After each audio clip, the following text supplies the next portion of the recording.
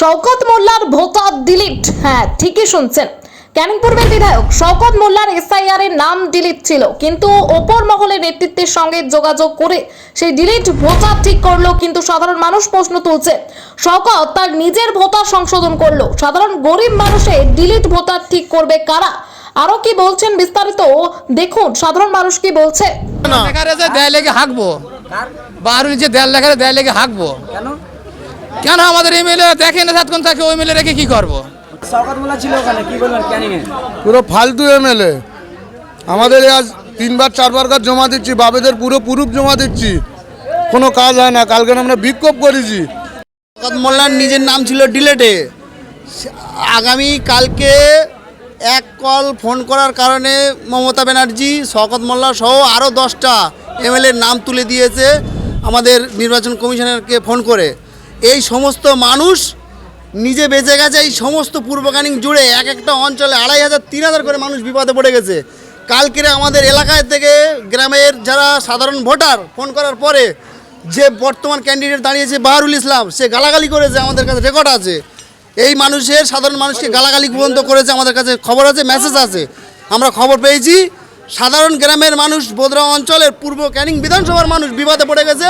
তারা এখন মানুষকে সাহায্য না করে তারা গালাগালি করছে, খারাপ ভাষায় কথা বলছে।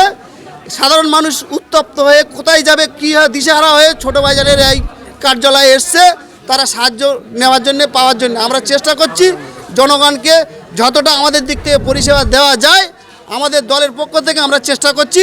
আমরা এখন 1 সপ্তাহ 10 দিন এই চেষ্টা আমাদের পক্ষ থেকে আমরা করব, বা আমাদের দলের থেকে নির্দেশ আছে, ছোটো বাজার নির্দেশ দিয়েছে। অনেক মানুষ একেবারে ফোন করলে তারা আতঙ্ক আছে।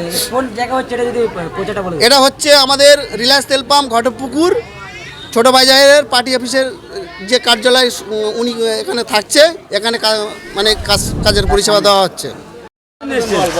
এই এসআরে কাগজ নাম ফিরত এসে দেয়। এমএলএ তো শওকত মোল্লা ছিল ওখানে, কি বলবেন ক্যানিং এ? পুরো ফালতু এমএলএ।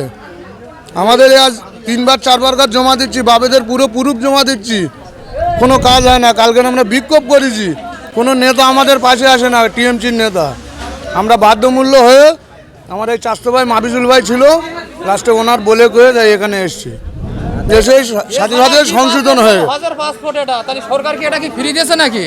বাবের লাইসেন্সের জেরাজ দিয়েছি, এগুলো তো কি বাপ কেরাসিন তেলের ডিলিয়ার, সেই লাইসেন্সের জেরাজ দিচ্ছি, তাও হচ্ছে না। হাজার পাসপোর্ট কি বলবেন? এমএলএ শওকত মোল্লা এমএলএ, তুমি কি পাশে? এই এমএলএ কে এবার পা ডালবো আর কি করব? তিনি তো জিতে আছেন, তা জিতে সে তার বাল বাচ্চা তারা 2 লোকে ভালোভাবে খাচ্ছে, ফের একটা বিয়ে করেছে, অমুক জায়গায় আছে, তার তো অসুবিধা হয় না। অসুবিধা তো আমাদের সাধারণ লোক ভুগতেছে। আপনাদের কি টাকা করেছে শওকত মোল্লা? টোটালি আমরা চোখেই দেখিনি তো টাকা হাঁকা কি করবে? পুরো এখনো কোনো খোঁজ খবর কোনো সাধারণ মানুষের চিন্তা করে না।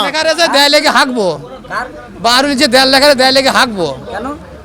কেন? আমাদের এমএলএ দেখে না সাতক্ষণ থাকে, ওই এমএলএ রেখে কি করবো? টিএমসি থেকে দাঁড়িয়েছে বলে? হ্যাঁ, এখন কি আইসিবির উপর আপনাদের ভরসা হচ্ছে? অবশ্যই ভরসা আছে। এটা তো জিতে নেই, তারপরে আপনাদের টাকা হাঁকা করছে। জিতে নেই বলেই তো এখন বয়েছে, যাতে জেতা নেওয়া তার জন্যই তো এখন বসানো হয়েছে। জিদিনে এবার জেতার জন্যই এইছি আমরা। জেতানোর জন্য টিএমসি এবারে কি করে আমাদের টিএমসি কোনো পরিষেবা দিচ্ছে না। এই বিবাদে পরাজন কোনো পরিষেবা দিচ্ছে না, আমরা তার জন্য ছোট ভাইজনের কাছে, আমাদের চাষতো ভাই ছিল মাবিজুলের, তার সাথে বলে করে আমরা এসেছি। একটা রাস্তা হচ্ছিল, সে রাস্তা আধা হওয়া করে সে রাস্তাটাও বাদ রেখে দিয়েছে। এখন এসআইআর নিয়ে কি বলবেন? এসআইআর নিয়ে কি বলবেন? এবার নিয়ে ভাইজানের অফিসে এসেছি, জমা দেবো, কারণ ভাইজান ভরসা দিয়েছে, সব সুন্দর করে দেবো, সেই ভরসা এসেছি আমরা।